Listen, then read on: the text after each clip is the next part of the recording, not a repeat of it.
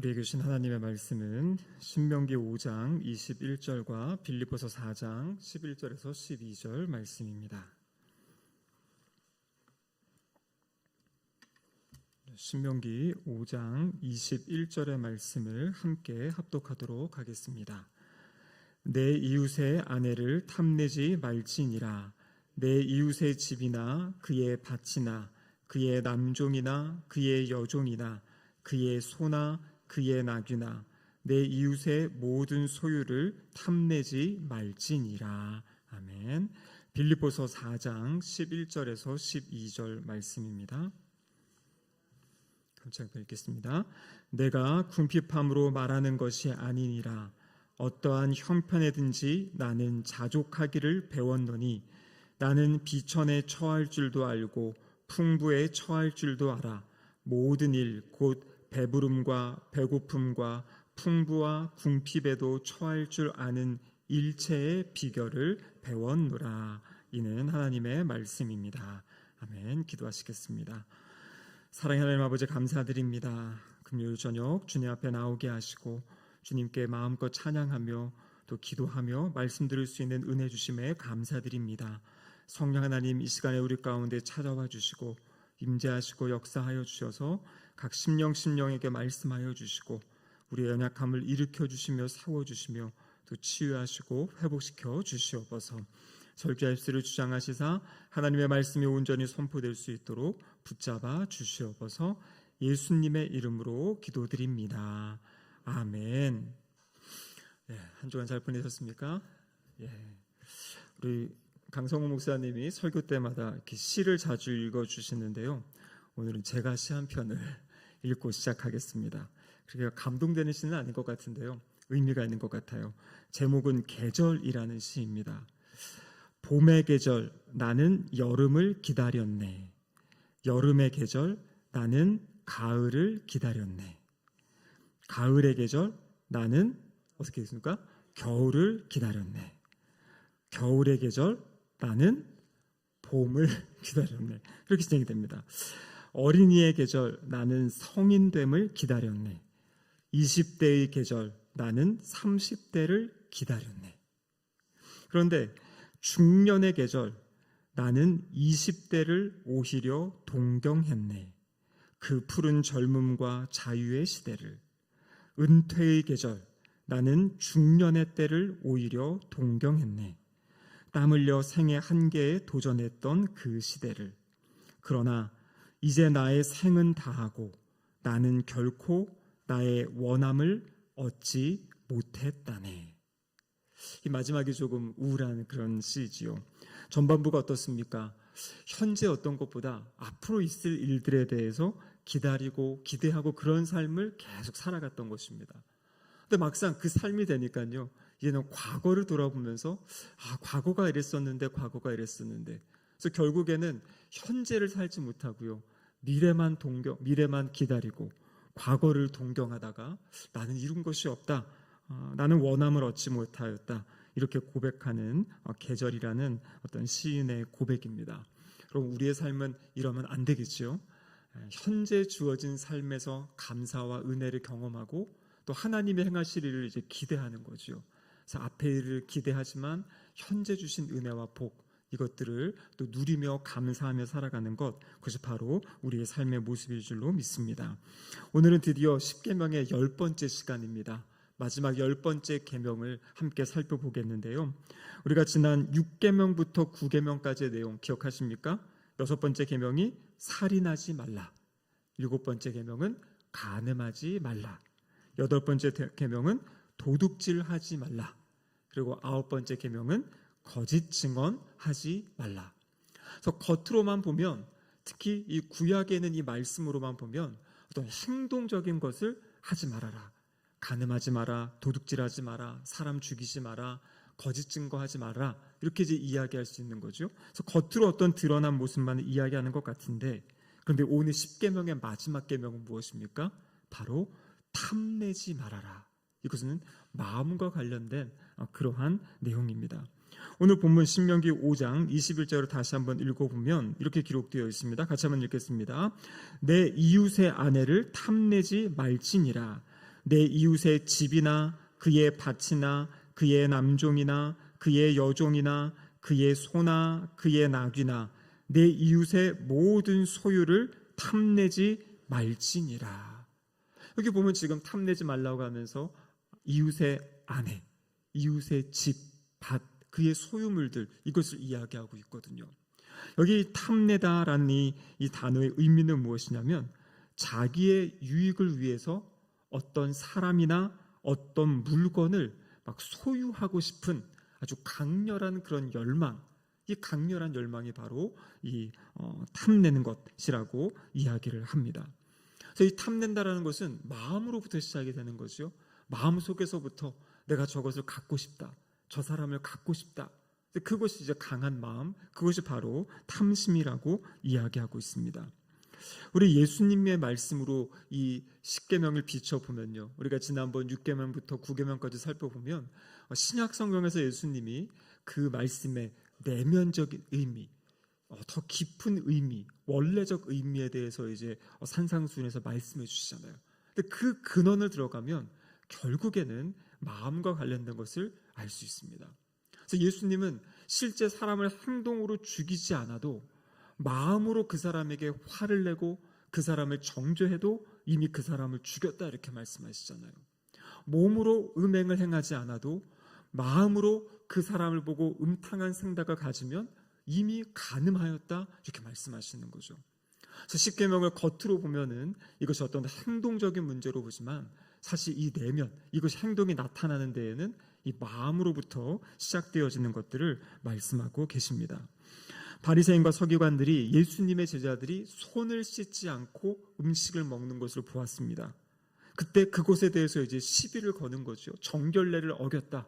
어떻게 음식을 먹으면서, 이거는 위생의 문제가 아니라 이 정결례, 어떤 하나님 앞에서 그런 문제로 가져가서 왜 손을 씻지 않고 당신의 제자들이 음식을 먹냐, 이렇게 이야기합니다. 그때 예수님 뭐라고 말씀하십니까? 이렇게 입으로 들어가는 것이 사람을 더럽게 하는 것이 아니라 바로 마음으로부터 입으로 나오는 것이 사람을 더럽게 한다, 그렇게 이제 말씀하셨죠. 그러면서 마태복음 15장 19절에서 20절까지의 말씀을 보면 마음에서부터 나오는 것이 무엇인지를 예수님이 설명해 주십니다. 자, 그 내용 한번 마태복음 15장 말씀 같이 읽어보겠습니다. 마음에서 나오는 것은 악한 생각과 살인과 간음과 음란과 도둑질과 거짓 증언과 비방이니 이런 것들이 사람을 더럽게 하는 것이요. 자, 여기 보시면 제가 중간중간에 괄호하고 숫자를 써놨는데 저게 무엇일까요? 6번째, 살인 6번째 계명이죠. 간음과 음란 7번째 계명, 도둑질 8번째 계명이고요. 거짓 증언과 비방 9번째 계명이에요. 그러니까 이 십계명은 구약에서만 주신 말씀이 아니라 예수님도 끊임없이 십계명의 말씀을 가지고 나중에 서신서를 봐도요, 사도 바울도 언제나 이 십계명의 기준을 가지고 우리 신앙의 어떤 죄라든지 아니면 살아가야 될 방향이 무엇인지를 이야기하고 있는 것을 이 신구약 성경이 동시에 보여주고 있습니다. 그래서 저기로 보면, 근데 저 모든 것들, 살인, 간음, 음란, 도둑질, 이게 어디서부터 나온다고 이야기합니까? 마음에서 나오는 것이다. 마음에서 시작되어서 그것이 행동으로 나오는 그것이 사람을 더럽게 하는 것이다, 이렇게 이야기하고 있는 거죠. 그렇기 때문에 이 10번째 계명, 이 탐욕에 대한 것, 이것이 바로 이 모든 사회 악의 뿌리가 되어지는, 사람들이 악한 행동을 하는 그 이유, 근원, 출발이 무엇이냐면 결국에는 바로 이 탐욕으로부터 시작된다라는 것입니다. 여러분, 이 십계명의 10번째 계명이 내 이웃의 아내를 탐내지 말라, 이렇게 이야기했죠. 근데 여러분, 이웃의 아내를 탐냈던 대표적인 사람이 있습니다. 구약 성경에. 누굴까요? 이웃의 아내를 탐냈던 사람, 다윗이죠. 다윗. 이웃의 아내, 부하의 아내를 탐내지 않았습니까? 그래서 성경을 보면요, 다윗이 밧세바를 데려오게 했다, 이렇게 되어 있는데요, 여기 데려오다라는 이 단어, 이 히브리 원어로 보면 이것은 빼앗다, 빼앗아 오게 했다라는 것입니다. 그러니까 이것은 8번째 계명, 도둑질이에요. 이웃의 아내를 빼앗아 온 것, 도둑질을 한 것이죠. 그 다음에 어떻게 합니까? 그 다른 저희 부하의 아내와 간음을 해서 임신을 시키잖아요, 그렇죠? 간음의 죄, 7번째 죄를 또 범하게 됩니다. 그것을 숨기기 위해서 전쟁터에 있던 우리아를 불러오고 우리아에게 막 둘러대면서 우리아가 아내와 잠자리를 할 수 있도록 막 그런 기회를만 만들잖아요. 그 모든 과정이 뭡니까? 거짓된 그런 일들을 행한 거잖아요. 그리고 결국에는 우리아의 손에 편지를 들려 보내고요. 이 우리아를 죽이라고 요압에게 그런 명령을 하지 않습니까? 이게 무엇입니까? 살인 교사하는 겁니다. 그래서 이 다윗의 마음에도 내 이웃의 아내를 탐내지 말라. 이 마음의 이 탐심을 제어하지 못하니까요. 나타나는 결과가 간음을 하고 도둑질을 하고 거짓말을 하고 살인을 하는 이 모든 것의 출발이 바로 이 10번째 계명, 아내를 탐내지 말라는 이 계명을 어김으로부터 시작되었다라는 것입니다. 여러분 방금 본 우리 신명기 5장 21절에 보면 또 이런 말씀이 있죠. 그의 밭이나 다른 사람의 밭을 탐내지 말라 이렇게 이야기합니다. 여러분 다른 사람의 밭을 탐냈던 사람이 있어요. 혹시 기억나십니까? 지난주에 제가 말씀드렸는데 아합 있잖아요. 아합이 누구의 밭을 탐냈습니까? 나봇의 포도원. 그래서 그것을 이제 달라고 하는데 안 된다고 하는 거죠. 나봇은 이건 우리 조상이 주신 것입니다. 내가 팔 수 없습니다. 그때 이세벨이 어떻게 합니까? 계략을 세우지요. 2명의 거짓 증인을 세워가지고 사람들 앞에서 거짓 증거를 하게 합니다. 그것을 빼앗기 위해서 거짓 증거를 하고요.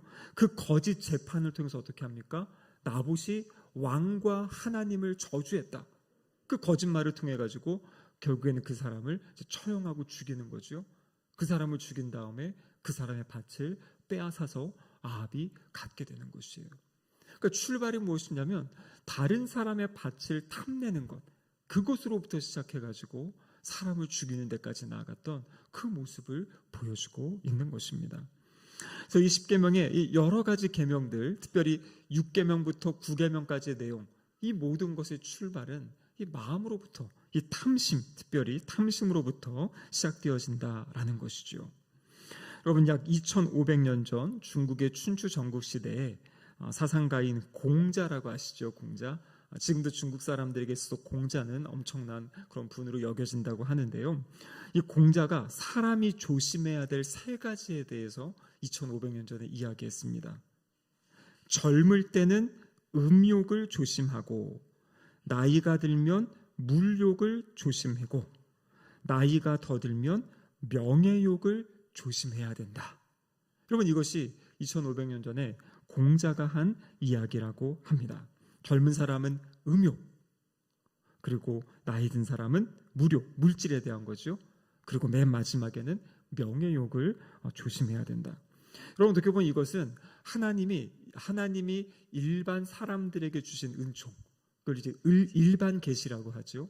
우리가 의료의 혜택을 받는 거라든지 이 땅의 어떤 좋은 시스템 안에 살아가는 이 모든 것이 하나님의 은혜잖아요. 하나님이 그들에게 지혜를 주셔서 우리의 질병을 치유할 수 있게, 이 모든 것을 이제 일반 은혜라고 하는데 하나님이 이러한 사람들에게 살아가는 어떤 지혜들, 이런 것들을 가르쳐 주는 겁니다.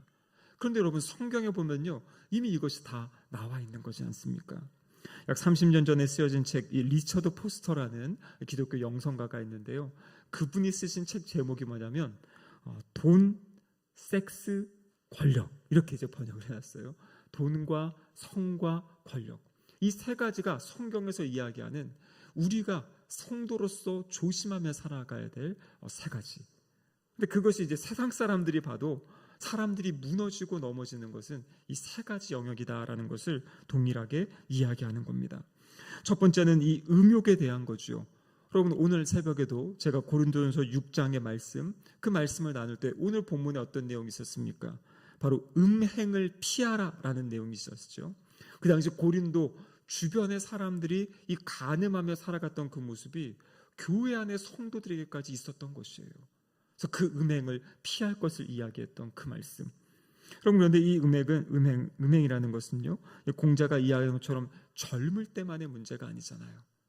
요즘에도 넘어지는 어떤 정치 지도자들이나 종교 지도자들의 모습을 보면 이것은 나이와 상관없이, 그리고 어떤 빈부격차와 상관없이, 지위가 높든 낮든 그것과 상관없이 우리 인간의 그 어떤 그 욕망이죠. 근데 그것을 잘못 사용했을 때 나타나는 것이 바로 이 음욕과 관련된 내용입니다. 성경에서는 끊임없이 우리의 겉으로 드러난 행동뿐만 아니라 우리의 마음 속에 있는 이 음욕에 대한 것을 다스릴 것을 이야기하고 계시는 거죠. 두 번째는 무엇입니까? 물질에 대한 것, 돈에 대한 것이죠. 디모데전서 6장 10절에 보면 이렇게 되어 있습니다. 돈을 사랑함이 일만하게 뿌리가 되나니 이것을 탐내는 자들은 미혹을 받아 믿음에서 떠나 많은 근심으로써 자기를 찔렀도다. 돈을 사랑하는 그 마음, 이것이 일만하게 뿌리가 된다 이렇게 이야기합니다. 돈을 탐내는 사람은 미혹을 받아서 뭐라고 이야기합니까? 믿음에서 떠나 근심으로 자기를 찌른다 이렇게 이야기하고 있는 것이에요.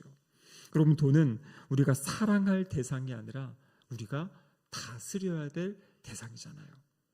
돈을 따라가고 추구하는 삶이 아니라 하나님이 주신 것, 나에게 맡기신 것을 잘 관리하고 다스리는 것. 여러분들 이게 보니까요, 한 끗 차이인 것 같아요. 내가 이것을 다스리는지, 내가 이것에 끌려가고 있는지 우리는 끊임없이 이것을 분별하며 살아가야 됩니다. 왜냐하면 여러분 이 땅을 살아갈 때 돈을 무시하고 살 수는 없잖아요. 하나님이 나에게 열심히 일해서 주신 물질이 있고 그 물질로 하나님을 섬기고 이웃을 섬기고 또 자신의 삶을 살아가는 것, 이것은 자신이 계획하고 생각하고 또 그것으로 자신의 삶을 세워가야 되는 것입니다. 아무런 관심 없다고 내가 가만히 있으면 어떻게 됩니까? 누군가가 나를 도와야 되는 그런 삶이 되는 거죠. 근데 여기서 끊임없이 우리가 봐야 될 것은 우리의 마음을 볼 수 있어야 됩니다. 내가 지금 이 돈의 물질에 끌려가는 사람인지 아니면 내가 이 물질을 다스리며 그렇게 살아가는 사람인지. 그래서 우리는 청지기로서 하나님 맡기신 이 물질을 잘 다스릴 수 있어야 됩니다. 이 물질, 이 탐욕에 대한, 무욕에 대한 아주 유명한 예화, 제가 예전에도 이야기 드렸던 것 같은데요. 이 미국의 아주 유명한 이 록펠러, 이 석유 부자가 있지 않습니까? 그 당시 미국에서 가장, 아니 전 세계적으로 최고의 부자였던 이 사람. 이 사람을 향해서 기자가 물었다고 합니다. 당신은 현재 그 소유에 만족하고 있습니까? 그랬더니 이 사람이 뭐라고 합니까? 나는 아직 만족하지 못합니다. 그럼 돈이 얼마나 더 있으면 만족하겠습니까? 그때 록펠러가 했던 대답이 이런 대답이라고 그러죠. 조금만 더. 조금만 더. 그럼 조금만 더라는 것에서는요, 이거는 만족이 없는 거잖아요. 조금 더 갖게 되면 더 갖고 싶어지고 더 갖고 싶어지고, 이것이 바로 물질이라는 것입니다. 마치 우리가 목이 말라가지고 바닷물을 막 퍼먹으면 어떻게 됩니까? 물은 먹지만 더 갈증이 일어나는 것처럼 이 물질은 바로 그러한 것이다라고 이야기하고 있죠. 그래서 물질에 대한 어떤 이러한 탐욕, 이것들을 경계할 것을 말씀하십니다. 마지막 세 번째는 무엇입니까? 명예에 대한 거죠. 권세에 대한 탐욕입니다.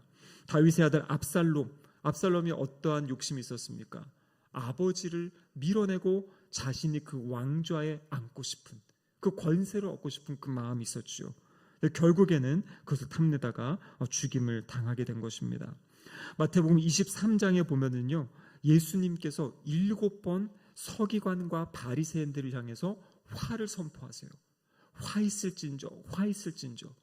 근데 그 앞에 보면은 그들의 모습이 어떤 모습인지를 이야기하고 있는데요. 마태복음 23장에 이런 말씀이 있습니다. 잔치의 윗자리와 회당의 높은 자리와 시장에서 문안받는 것과 사람에게 랍비라 칭함받는 것을 좋아한다. 그러니까 어느 모임에 가든지 자기가 높아지고 다른 사람에게 인사받고 싶고, 이게 이제 명예욕이잖아요. 근데 그것에 대해서 지금 예수님이 그러한 서기관과 바리새인들을 향해서 화 있을진저라고 이야기하시며 그들을 꾸짖으시죠. 여러분, 예수님 제자들, 예수님 옆에 있던 사람들, 예수님이 십자가의 길을 가고 계시는데 그 마지막 순간에 그 세베대의 아들 야고보와 요한, 그들이 예수님께 무엇을 요구합니까? 한 명은 예수님 오른쪽에, 한 명은 예수님 왼쪽에, 예수님 왕 되시면 우리에게 그 자리를 달라고 요구하고, 그 소리를 듣고서 주변의 제자들도 오히려 이제 서로 화내고 막 질투한 어떤 그런 모습이 보이지 않습니까? 그때 우리 주님이 하셨던 말씀이, 세상 사람들은 높은 자리에 앉기 원한다. 왜냐하면 자신의 권세를 부리기 위해서. 하지만 예수님의 제자는 어떤 사람이 되어야 된다고 말씀하십니까? 예수님의 제자들은 섬기는 자가 되어야 된다. 다른 사람을 섬기는 사람이 돼야 된다라고 우리 주님이 말씀하셨습니다. 자, 그래서 이 10번째 계명, 남의 것을 탐내지 말아라. 다른 사람의 것을 탐내지 마는 것뿐만 아니라 아까 이야기한 것처럼 어떤 성적인 것, 물질적인 것, 또 권세, 명예 이런 것을 탐내지 말 것을 이야기하고 있습니다. 그런데 우리가 이전에 살펴본 것처럼 하지 말아라라는 것만 십계명은 이야기하는 것이 아니라 그 무엇을 해야 되는지에 대해서 말씀해 주고 계세요. 우리 웨스트민스터 소요리 문답 80번 문항이 바로 십계명 10번째 계명에 대한 것인데요. 질문이 이렇습니다. 10번째 계명이 요구하는 것이 무엇입니까? 라고 할 때 대답이 무엇입니까? 같이 한번 읽어보겠습니다. 10번째 계명이 요구하는 것은 우리 자신의 형편에 대해서 완전히 만족하며 이웃과 그의 모든 소유에 대해 의롭고 자비로운 마음을 가지라는 것입니다. 그러니까 하나님이 우리에게 주신 것에 만족하면서 그리고 이웃과 자신의 소유에 대해서 의롭고 자비로운 마음을 가지고 살아가라. 탐심을 부리고 욕심을 부리는 것이 아니라 그 새로운 삶의 모습을 이야기합니다. 자, 그렇다면 어떻게 살아가는 것이 그렇게 살아가는 것인가? 첫 번째는요, 마음의 방향을 바꿔야 되는 것이에요. 우리 안에 거룩한 열망을 품어야 됩니다. 여러분, 불교에서 이야기하는 것은요, 불교는 모든 욕망에서 벗어나야 된다 이렇게 이야기합니다. 그래서 해탈했다 이런 것이 뭐냐면 욕망에서 벗어나는 건데요, 욕망에서 벗어나야겠다는 그 생각까지도 초월한 상태, 이게 이제 불교에서 말하는 이 모든 것을 해탈하고 그 어떤 자유를 누린다라고 이야기하는데요. 그럼 성경에서 말하는 것은 그렇지 않습니다. 왜냐하면요, 성경은요 무엇을 비워내는 게 목적이 아니라 채우는 것이에요. 하나님께서는 우리 마음에 영원한 것을 사모하는 마음을 주셨기 때문에 우리는 어떤 것을 비워낸다고 해서 그 우리가 자유를 얻는 것이 아니라 진짜 진리 대신 그리고 진짜 본질되는 것으로 우리를 채워야 되는 것입니다. 그래서 여기서 중요한 것은 우리의 이 마음의 방향을 바꿔야 되는 것이에요. 이 탐욕하는 아까 이야기처럼 어떤 성이라든지 물질 이것을 향하는 그 마음을 어떻게 해야 되는 겁니까? 하나님의 것으로 하늘의 것을 사모하는 마음으로 바꿔야 된다는 것이에요. 여러분, 요즘에 우리 성경 일독하시는 분들 벌써 오늘이 보니까 한 70일 가까이 하시는데요. 이제 며칠 안 남은 것 같습니다. 이제 다음 주 중반 지나면은 이제 그 과정을 따라오신 분들은 이제 신구약 성경을 다 통독하시는데요. 여러분, 하루에 40분의 시간을 낸다. 결코 쉽지 않은 일이세요. 그렇죠? 그런데 어떻게 하는 겁니까? 그 40분의 시간에 말씀 읽기에 집중하다 보면요, 그 시간에 내 마음이 내 생각이 다른 데로 향하는 것이 막아지는 것이에요.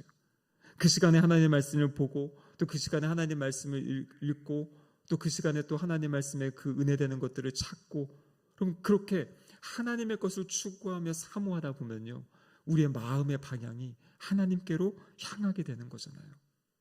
그래서 사도 바울을 통해 하나님 주신 말씀 골로새서 3장 2절에 뭐라고 말씀하십니까? 위의 것을 생각하고 땅의 것을 생각하지 말라. 그러니까 땅의 것을 생각하지 않으려고 애쓰지 말고 위의 것을 생각하다 보면요, 땅의 것을 생각할 여력이 없고 시간이 없는 거죠. 빌립보서 4장 8절에도 이렇게 말씀하십니다. 같이 한번 읽어보겠습니다. 끝으로 형제들아, 무엇에든지 참되며 무엇에든지 경건하며 무엇에든지 오르며 무엇에든지 정결하며 무엇에든지 사랑받을 만하며 무엇에든지 칭찬받을 만하며 무슨 덕이 있든지 무슨 기림이 있든지 이것들을 생각하라. 여기 보면요, 우리의 생각의 기준들을 이야기하잖아요. 어떤 것이 참된 것인지, 어떤 것이 경건한 것인지, 어떤 것이 정결한 것인지, 사랑받을 만한 것인지, 이런 것들을 생각하라는 것이에요. 이것들을 분별하며 살아가는 삶. 여러분, 근데 이 분별력이 어디서 키워지겠습니까? 결국에는 하나님의 말씀에서 키워지는 겁니다. 그럼 성경 통독 중요합니다. 성경 통독을 하는 시간을 통해서 하나님의 말씀에 집중하고요, 말씀에는 능력이 있어요.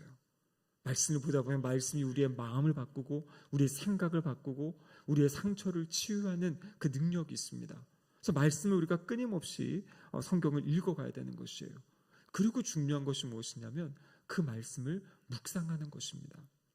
전체적인 내용을 쭉 듣는 것도 중요하지만요, 그러면 이 말씀을 통해 하나님이 지금 나에게 무엇을 이야기하시는지, 그럼 그 말씀을 묵상하는 그 시간, 하나님의 그 말씀을 듣는 그 시간이 바로 우리가 지금 열심히 하려고 하는, 하지만 하기가 쉽지 않은 이 큐티라는 것입니다. 너무 어렵게 생각하지 마시고요, 하루에 15분, 20분 내가 다른 거 보는 시간, 그 시간 떼어놓고 내가 말씀을 펴놓고 말씀을 읽고, 하나님 이 말씀에서 저에게 무엇을 가르쳐 주기 원하십니까? 이 말씀을 통해 제가 어떻게 살아가야겠습니까? 그래서 하나님께 묻고 성령님께 묻고 그 성령의 음성을 듣고 살아가는 삶. 그래서 이것이 그냥 어쩌다 한두 번 문제가 있을 때가 아니라 그냥 매일매일의 삶 가운데 주님과 만나고 교제하는, 그러니까 주님께로 방향을 이렇게 잡을 때, 향할 때, 그때 이제 우리의 마음이 이러한 탐욕으로부터 멀어질 수 있고 주님으로 채워지는 그런 은혜가 있다라는 것입니다. 그래서 시편 119편 36절에 보면 이렇게 기록되어 있습니다. 같이 한번 읽어보겠습니다. 내 마음을 주의 증거들에게 향하게 하시고 탐욕으로 향하지 말게 하소서. 향한다 그러죠. 주의 증거들, 하나님의 말씀으로 내 마음이 향하고 탐욕으로 향하지 말게 해달라. 그래서 끊임없이 하나님의 말씀을 읽고 묵상하는 그런 삶 살아가시기를 축복합니다. 두 번째, 이제 마지막인데요, 어떻게 해야 되는가? 자족하는 마음을 배워야 한다, 그렇게 이야기하고 있습니다. 여러분, 이런 글이 있습니다. 하나님은 우리의 욕망을 충족시켜 주시는 분이 아닙니다. 하나님은 우리의 욕심을 채워주시는 분도 아닙니다.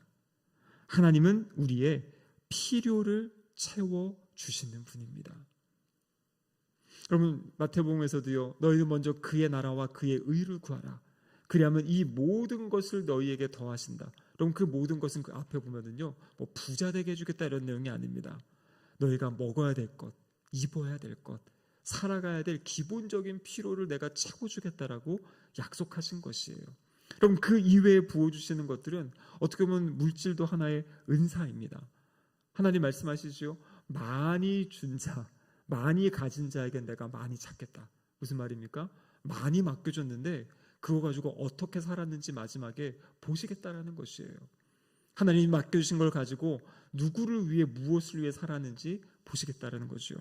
그래서 중요한 것은 오늘 사도 바울의 고백, 빌립보서 4장 11절과 12절 고백이 바로 이 자족함에 대한 고백이거든요. 같이 한번 읽어보겠습니다.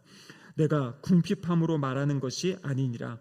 어떠한 형편에든지 나는 자족하기를 배웠노니 나는 비천에 처할 줄도 알고 풍부에 처할 줄도 알고 모든 일 곧 배부름과 배고픔과 풍부와 궁핍에 처할 줄도 아는 일체의 비결을 배웠노라. 그러면 여기서 자족한다는 것은 스스로 만족한다. 세상 사람들도 그런 얘기하죠. 만족해라. 자기의 삶에 만족해라. 자기 자신에게 만족해라. 이러한 이야기를 하는 것이에요. 여러분, 여기서 우리가 기억해야 될 것은 단순히 나에게 만족한다는 것이 아니라 우리는 어떤 것에 만족하는 거냐면 하나님이 나에게 주신 것에 만족하겠다는 것이에요. 하나님이 지금 나에게 주신 그 삶의 자리, 하나님이 지금 나에게 맡기신 그 일들을 기쁨으로 감사함으로 하면서, 아까 앞에 그 시인처럼 지금을 살아가지만 앞에 있는 일만 기다리며 사는 게 아니라 앞에 있는 일을 당연히 기다려야죠. 하나님 우리에게 행하실 일들을 기대하는 겁니다. 근데 그 기대와 함께 오늘 하루의 삶, 하나님이 지금 나의 주신 그 삶의 자리, 때로는 광야와 같은 그 삶의 자리일지라도 하나님이 나에게 맡기셨습니다. 이곳에서 제가 하나님을 찬양하겠습니다. 이곳에서 제가 하나님께 감사하겠습니다. 이곳에서 제가 그 믿음을 가지고 살겠습니다라는 그 고백을 가지고 하나님과 동행하며 살아가는 삶, 그것이 바로 성경에서 말하는 이 자족하는 삶이다라고 이야기합니다. 여러분, 근데 바울의 고백이 무엇입니까? 비천에 처할 줄도 알고 풍부에 처할 줄도 알고 배고픔과 배부름과 이거 다 경험했다라는 거잖아요. 그래서 하나님은 우리를 이 탐심을 깎아내고 우리의 자족을 가르치실 때 우리의 삶을 통해서 가르치신다는 겁니다. 그래서 우리의 모든 삶은 하나님께서 우리를 빚어가시고 만들어가시는 그런 믿음의 여정이라는 것을 알 수 있는 것입니다. 말씀을 마무리하겠습니다. 이 탐심, 탐내지 말아라. 다른 말로 이야기하면 이것은 자족하는 삶을 살아라. 어떻게 자족할 수 있습니까? 하나님을 향해서 나아가야 되는 거죠. 거룩한 열망을 가지고 하나님이 현재 주신 것에 기뻐하며 감사하며 그렇게 살아갈 때 우리는 탐내는 삶이 아니라 자족하는 그런 삶을 살아갈 줄로 믿습니다. 오늘 이 말씀을 가지고 또 함께 기도하면서 우리의 마음을 아름답게 세워가시기를 축복합니다. 아멘. 기도하시겠습니다. 하나님 아버지 감사드립니다. 오늘 10번째 계명 탐심에 대한 말씀을 통하여서 우리 안에 있는 탐심을 보게 하시고 또 그 마음들을 주님 앞에 내려놓으며 하나님을 향할 수 있는 마음 허락하심에 감사드립니다. 하나님 끊임없이 우리의 마음의 중심을 살펴보게 하시고 하나님보다 앞서 있는 것들, 하나님보다 사랑하고 있는 것들을 내어놓게 하시고 하나님만을 사랑하며 하나님의 뜻을 이루어드리며 살아가는 복된 삶 될 수 있도록 역사하여 주시옵소서. 예수님의 이름으로 기도드립니다. 아멘.